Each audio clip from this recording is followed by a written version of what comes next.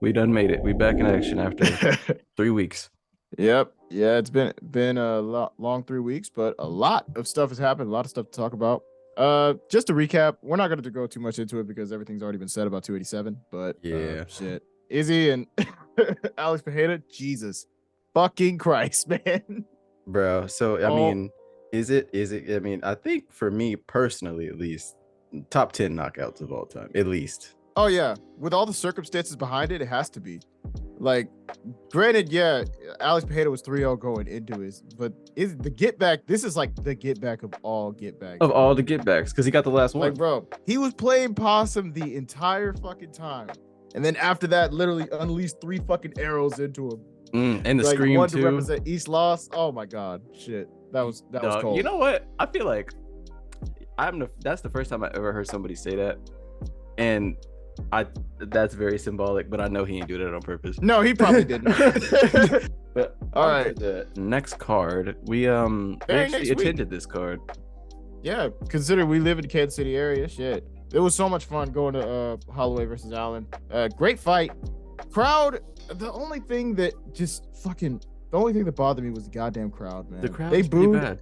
They booed every non-American, and then they disrespected them. They disrespected Pedro Munoz and Chris Gutierrez, who had a solid fight, competitive fight. It was back and forth, but then people started lighting their phones Bro, up and like started booing for no fucking if reason. they stopped that's fighting for awful. like 30 seconds, like without throwing a single strike, they were like, "This is the worst fight I've ever seen." Like, bro. Literally. oh my god. Yeah, it was bad. It was blatant too.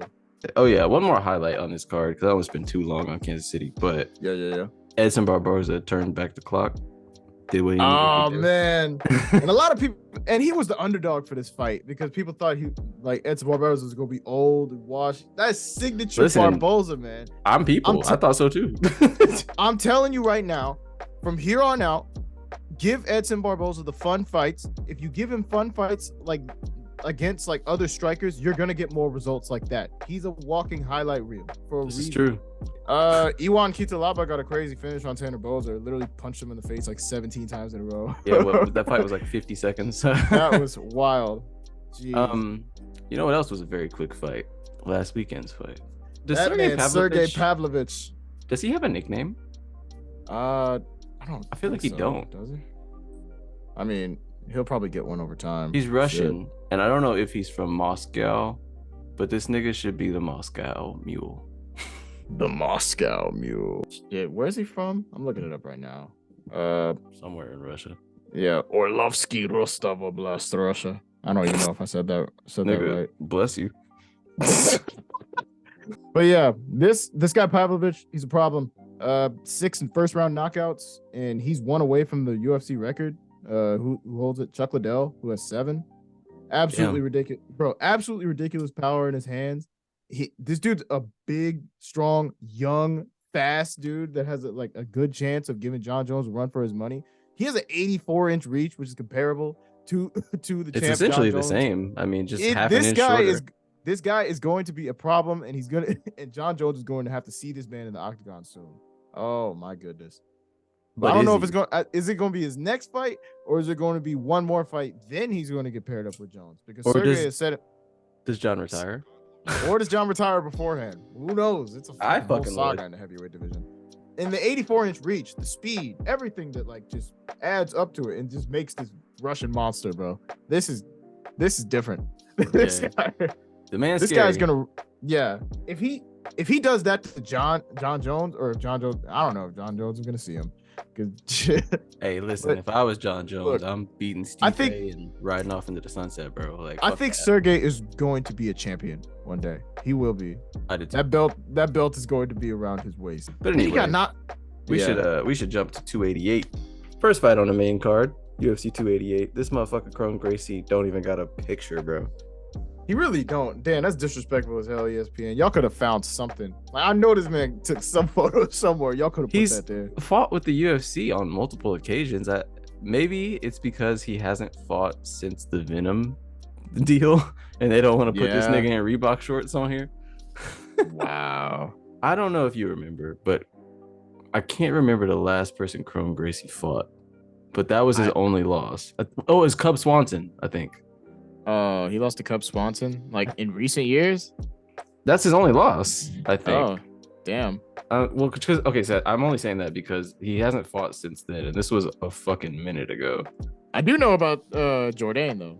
Jourdain, he's entertaining as fuck. His fucking fight with Shane Burgos, that shit was fucking fireworks, man. That guy comes to bring it every time. So yeah, Kron Gracie's last fight was October 12th of 2019 against Jesus Cub Swanson. Yeah, that's why I was like, wow. So listen though, maybe if he's been training the last 4 years, we can't count him out if he's been training this whole time. Yeah, if you don't know anything about Kron Gracie, he is the son of Rickson Gracie, who is widely regarded as the greatest Gracie that there was back in the day. So yeah, I mean, he has a lot of Gracie expectations. the Gracie family is just full of legends, man. Yeah, so his expectations were pretty high. His actually striking is not too bad, but jiu-jitsu clearly, I mean, it's gonna be great. But the thing is, his one loss and like the only fight that I saw him really get beat up in, because it's one loss, but it was a striking affair the whole time. Nigga did not shoot for no takedowns, not try to do no jiu-jitsu or nothing. Just like, fuck it, I'm gonna just stand and bang with this man, and it's Cub Swanson, bro. Like, yeah, you lost. Yeah, but Jourdain, who comes to box and kill his opponent every time he steps in the octagon, he's gonna he's gonna deliver a fight. I feel like it's gonna be a stand-up fight, and Charles Jourdain's gonna push the pace. Yeah, this is a tough fight to come back into off of, not fighting for 4 years, and you're coming off of a loss from that 4 years. It's kind of, yeah, I mean, Kron Gracie, don't sleep on him. He's good, and I think he could totally win this fight. But just from sheer like lack of activity, I think Charles Jourdain probably gonna fuck him up. Yeah, makes sense. I'll say Charles Jourdain, round 1? Like, I'll say late round 1, early round 2 KO. I would say decision. Decision? I don't, because Charles Jourdain doesn't really submit people. He's primarily a striker.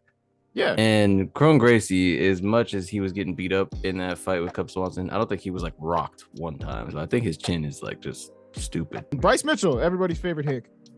And everybody's favorite. I don't want to like hate, but like Bryce Mitchell's an idiot. Flat Earther fucking believes all the school shootings are done by the government. 9/11 was a hoax, nigga. Space ain't real, my dude. Like, yeah, anything and everything you could think of that an idiot would say, Bryce Mitchell has uttered it.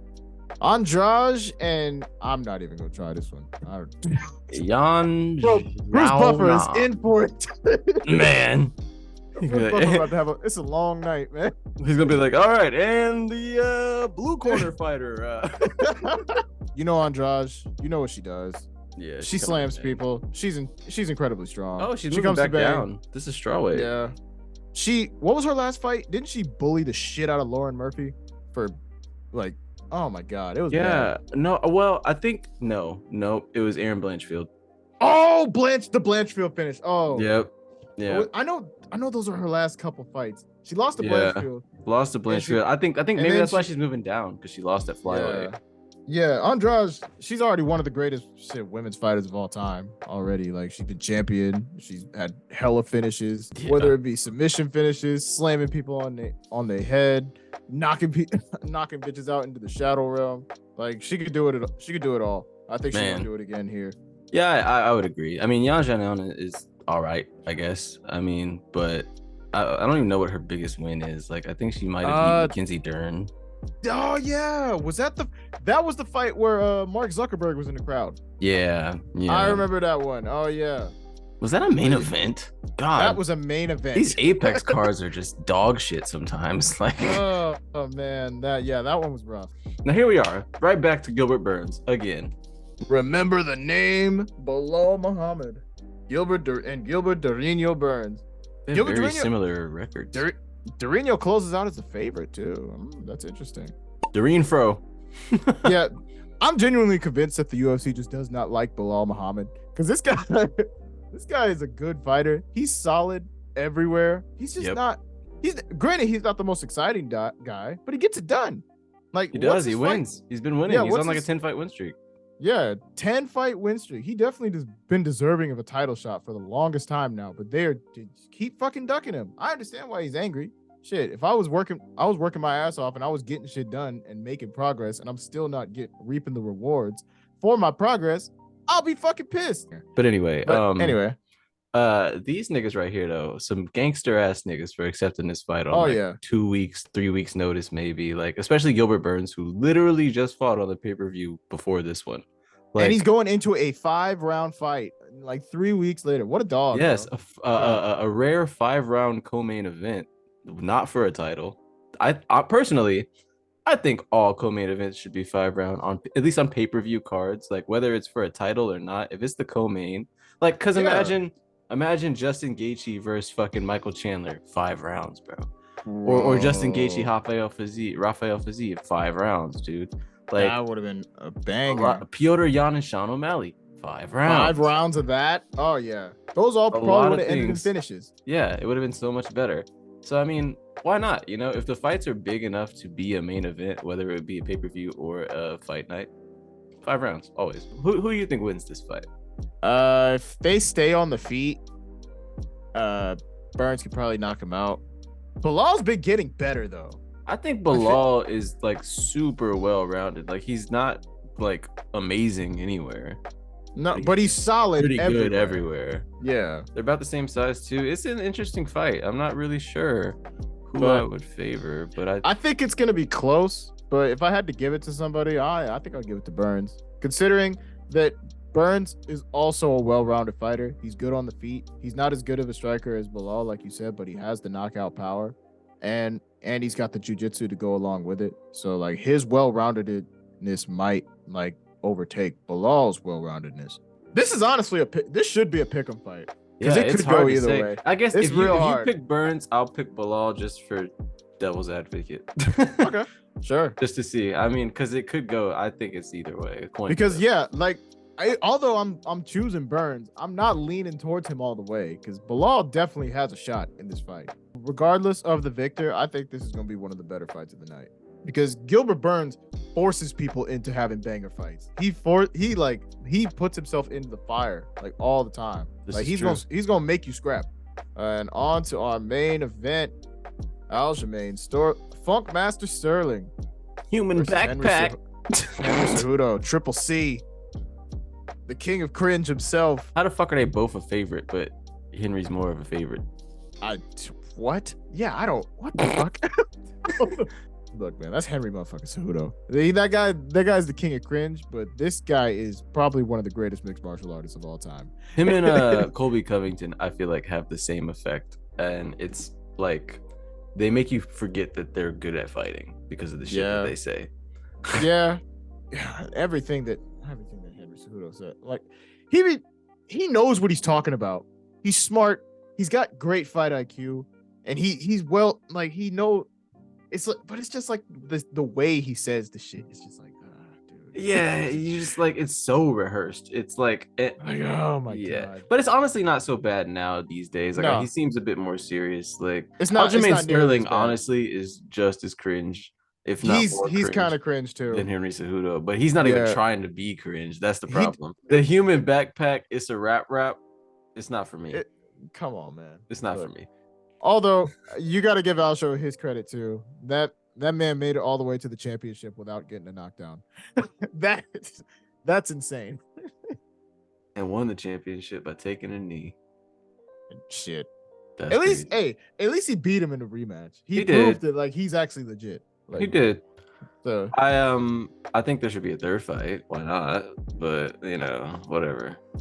but shit. So if Cejudo wins this shit, and very well much he could because how fucking well rounded he is in his fucking elite wrestling, his elite grappling that could match up well next to Sterling.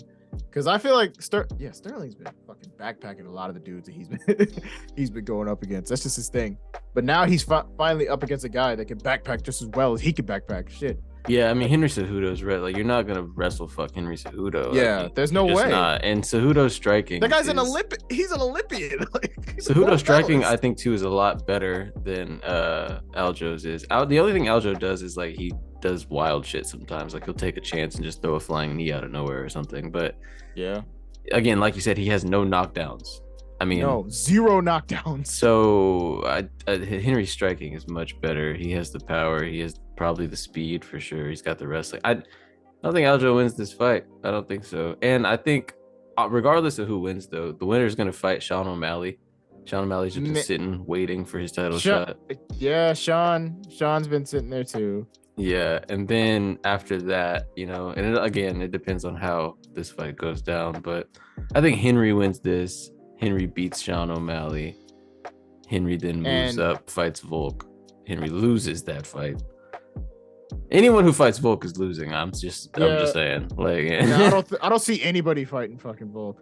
Yeah. I don't see anybody beating Volk. There's no fucking way. Yeah, it's not at 145, and even at 155. Like, I think he beat Islam. So, bro, if Cejudo wins this fight, where is Cejudo in the GOAT conversation? Because he's just like, he's already made waves in the UFC. You don't get to be the GOAT though for sitting out. No, he sat out for a long time. Like, I don't think he's the greatest, but I think he's somewhere in the top 10. You got to toss his name in there. Oh, for sure in the wins top this 10. fight. For sure in the top 10, I think. Easily. But I don't know, like, I think you have to just, like, defending the belts is important, and he did defend each of his titles he won. I think he's up there for sure, and he's one of the only people to be champ. And if he wins a third title, he would be easily top 3. Yeah. But I mean, as of right now, I don't know. I mean, like, if you look at his run, it's decent. Like, flyweight is not a deep division, so those wins, I mean, they're all right. And then because UFC doesn't give a shit about flyweight. Yeah, and They I don't. mean, no one really does. That's because no one cares. It's not just the UFC. It's true, But it's just like no one pays cares. attention. Yeah. Yeah, the number 4 and number 5 flyweights fought on the prelims at the UFC Kansas City card. Yeah, it's a fucking fight night card, and they were fighting on the prelims. They were fighting on the two top 5 fighters in their division. Yeah. So I mean, oh my god, that it is what it is. Then he gets the bantamweight run is different though.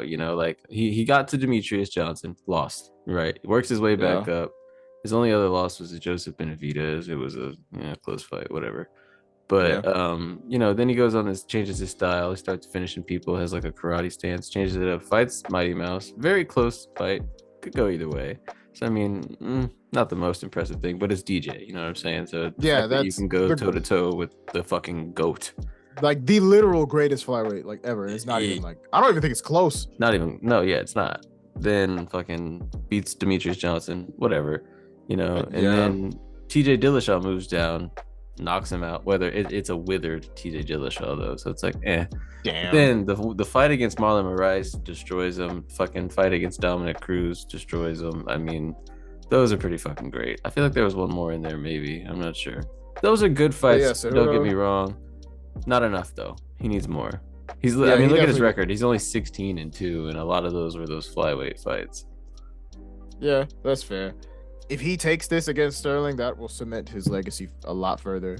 But on the opposite side, if Aljamain Sterling can pull this off, this will do a lot for his fucking legacy. Because I mean, to have too TJ Dillashaw to beat Henry Cejudo back to back, that's crazy back to back win. Absolutely. And then have Piotr Jan 2 times before those. That's like, regardless of how they happened, when you look back on it like 15 years from now, you're gonna see the record, you're gonna be like, holy shit. It'll be crazy if he could pull this off. But I think I am going with Henry Cejudo. Like, I just don't see, I mean, like I said earlier, I think Henry's kind of better just everywhere. Aljo only has him in size, and I don't know how much of a factor that'll play, but Aljo's a big dude. Like, for a 135. He's got the 7-inch reach advantage too, but that doesn't matter to Cejudo. They probably fucking Photoshop Kamaru Usman's arm onto this nigga too. Look how much bigger his hand is than like his right hand and his left hand.